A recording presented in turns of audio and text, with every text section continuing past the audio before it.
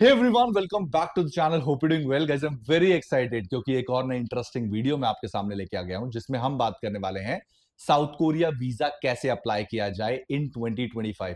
अगर आप 2025 में साउथ कोरिया जाने का प्लान कर रहे हैं तो ये वीडियो आप ही के लिए, क्योंकि मैं बात करने वाला हूं साउथ कोरिया वीजा आप घर बैठे कैसे अप्लाई कर सकते हैं बिना किसी ट्रैवल एजेंट के। क्या क्या डॉक्यूमेंट्स रिक्वायर होंगे, क्या चार्जेस हैं, कैसे वीजा एप्लीकेशन फॉर्म फिल करना है, क्या वीजा आपको मिल जाएगा, ये सारी बातें हम इस वीडियो में करने वाले हैं। मैं आपको डॉक्यूमेंट से लेके चार्जेस तक, फिर उसके बाद स्क्रीन पे लेके जाऊंगा कि कैसे आपको वीजा एप्लीकेशन फॉर्म फिल करना है जो आपको वीएफएस लेके जाना होगा। तो चलो वीडियो को स्टार्ट करते हैं और सबसे पहले बात करते हैं मेन इंपॉर्टेंट, क्या वीजा मिलना आसान है? जी हाँ। जो डॉक्यूमेंट्स मैं आपको बताने वाला हूं अगर वो आपके पास हैं या वो आप अरेंज कर सकते हैं तो वीजा आपको ऐसे मिल जाएगा। और अगर चार्जेस की बात करूं तो साउथ कोरिया का सिंगल एंट्री वीजा आपको 32 टू 3400 इंडियन रुपीस में कॉस्ट कर जाता है, whereas multiple entry visa आपको 72 टू 7400 इंडियन रुपीस में कॉस्ट करता है। ये वीजा आपको 10 से 15 दिन के अंदर आराम से मिल जाता है, 10 से 15 वर्किंग डेज। लोगों का 2 से 3 दिन में भी आ जाता है, बट मैक्सिमम टाइम 10 से 15 दिन ही लगता है, इससे ज्यादा नहीं लगता। एम्बेसी 40 डेज भी बोलती है, लेकिन 10 से 15 दिन में आपका वीजा आ जाता है। अब अगर डॉक्यूमेंट्स की बात करूं तो बहुत बेसिक डॉक्यूमेंट्स है जो हर एक एम्बेसी मांगती है। सबसे पहला आता है आपका पासपोर्ट। आपका पासपोर्ट मिनिमम 6 महीने वैलिड होना चाहिए और एटलीस्ट 2 खाली पेज होने चाहिए इसके अंदर। उसके बाद दूसरा डॉक्यूमेंट है आपकी पासपोर्ट साइज फोटोग्राफ। जी हाँ, अगर आपका passport size photograph white background नहीं है, ये वीजा आप अप्लाई नहीं कर सकते, आपको वापस भेज दिया जाएगा। देन उसके बाद आपकी बैंक स्टेटमेंट, आपके अकाउंट में मिनिमम 2 से 2.5 लाख रुपए, इंडियन रुपीस की बात हो रही है यहाँ पे, पिछले 6 महीने से होने चाहिए। अगर आपने लास्ट मिनट डलवाए हैं, आपके वीजा रिजेक्शन के चांसेस हो सकते हैं। तो मैं सजेस्ट करूंगा 6 महीने मेंटेन करें, 6 नहीं है 3 महीने मेंटेन करें। कोशिश करें कोई बड़ी ट्रांजैक्शन ना हो, क्योंकि ये एक आपका नेगेटिव पॉइंट हो सकता है, ये आपका एक रीजन हो सकता है वीजा रिफ्यूजल का।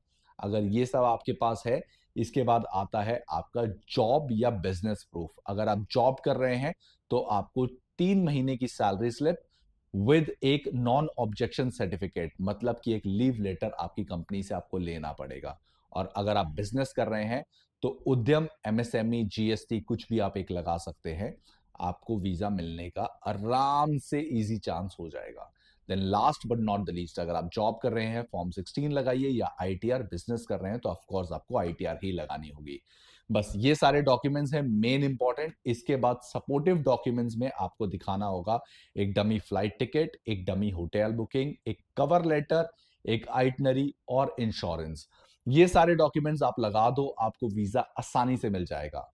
अब अगर किसी को डाउट हो रहा है कि ये dummy flight ticket, hotel booking, cover letter, itinerary, insurance कहां से मिलेगा, और अगर आप मुझे रेगुलर फॉलो करते हैं तो आपको पता है, आपको सिर्फ कमेंट करना है या इंस्टाग्राम पे आके मैसेज करना है, मैं आपको इन डॉक्यूमेंट्स में हेल्प कर दूंगा।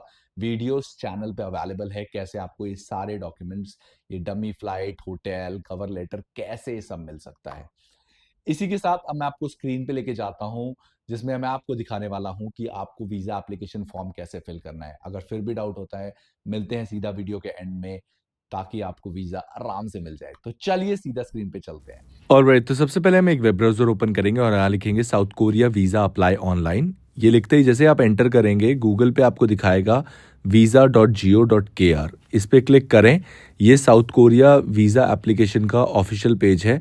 यहाँ पे ई वीज़ा पे क्लिक करके देखिए फिल आउट ई फॉर्म का ऑप्शन आ रहा है, यहाँ क्लिक करेंगे और सबसे पहले डिप्लोमेट ऑफिस में लिखेंगे Korea embassy in India. Purpose of entry में टूरिज्म पिक करेंगे और उसके बाद स्टेटस ऑफ स्टे में B2 tourist visa. B2 visa है जिसका टूरिज्म पर्पस होता है। फिर उसके बाद do you have an invitation, no. अब इसके बाद सबसे पहले पिक्चर अपलोड करेंगे, white background, passport size picture. Then उसके बाद फैमिली नेम, अगर आपका फैमिली नेम नहीं है इसे खाली छोड़ दें, गिवन नेम में अपना पूरा नाम मेंशन करें। डेट ऑफ बर्थ, फिर सेक्स, फिर नेशनैलिटी, कंट्री ऑफ बर्थ, फिर नेशनल आइडेंटिटी नंबर, या आप यहाँ पे आधार कार्ड नंबर अपना मेंशन कर सकते हैं। Do you use any other name, no. कोई और सिटीजनशिप है आपके पास, नो। फिर detail of the visa, insurance को खाली छोड़ दें। देन पासपोर्ट इन्फॉर्मेशन, यहाँ regular passport, passport number. Then उसके बाद आता है आपका expiry date of the passport. Then country of issue India आ गया, प्लेस ऑफ इशू जहाँ से भी आपका पासपोर्ट इशू है, मेक श्योर आप जो भी डिटेल यहाँ मेंशन कर रहे हैं वो पासपोर्ट से मैच करती हुई, नहीं तो आपको वीज़ा मिलने में प्रॉब्लम आ सकती है। Then date of issue, do you have any other valid passport, no. Then अपना एड्रेस मेंशन करें, ये जो आप एड्रेस मेंशन कर रहे हैं अगेन पासपोर्ट से मैच करता हुआ ही करिएगा। यहाँ पे अपना फ़ोन नंबर मेंशन करें और उसके बाद अपना ईमेल एड्रेस, अगर आपके पास 2 नंबर नहीं है आप सेम मेंशन कर सकते हैं।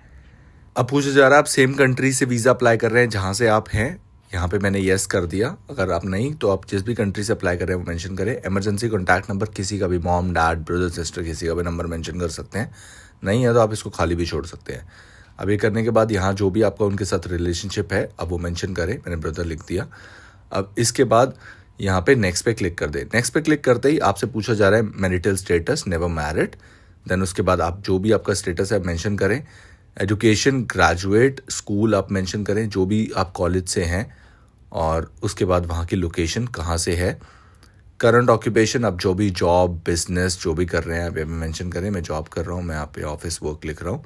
यहाँ पे अपनी कंपनी का नाम, पोजीशन आपकी जो भी है, कंपनी का एड्रेस एंड फ़ोन नंबर, ये मेंशन करने के बाद आपका आता है डिटेल ऑफ विजिट। आप सिंगल एंट्री, मल्टीपल एंट्री जो भी विजिट वीज़ा अप्लाई कर रहे हैं, मैं सजेस्ट करूँगा सिंगल एंट्री मेंशन करें।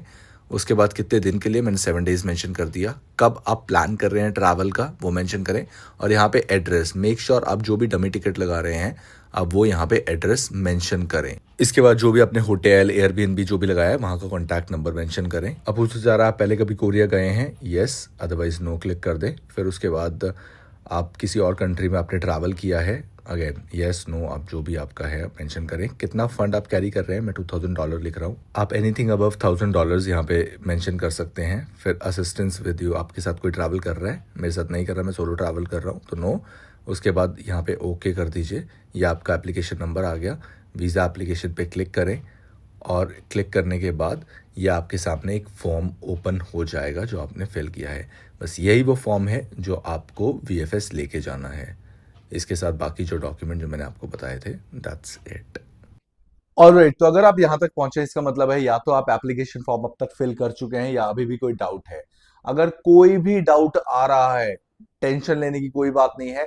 कमेंट करो या इंस्टाग्राम पे आके मैसेज करो, फिर चाहे वो साउथ कोरिया वीजा फॉर्म से रिलेटेड हो या यहाँ के डॉक्यूमेंट की कवर लेटर कैसे बनेगा, आइटनरी कैसे बनाएं, dummy flight ticket, dummy hotel booking, क्या साउथ कोरिया जाना सही है, वीजा मिल भी जाएगा, कुछ भी डाउट है, forget about south Korea, world में कहीं पे भी जाना है, आपको सिर्फ और सिर्फ कमेंट करना है या इंस्टाग्राम पे आके मैसेज करना है। मैं आपको हेल्प करूंगा, फिर चाहे वो ट्रैवल हिस्ट्री बनानी हो या फिर एक सस्ता बजट ट्रिप प्लान करना हो, मैं हूं यहाँ पे हेल्प करने के लिए। इसी के साथ इस वीडियो को यहीं एंड करते हैं, मिलते हैं ऐसे आगे आने वाली और इंटरेस्टिंग वीडियोस में। तब तक के लिए bye, take care and keep travelling guys.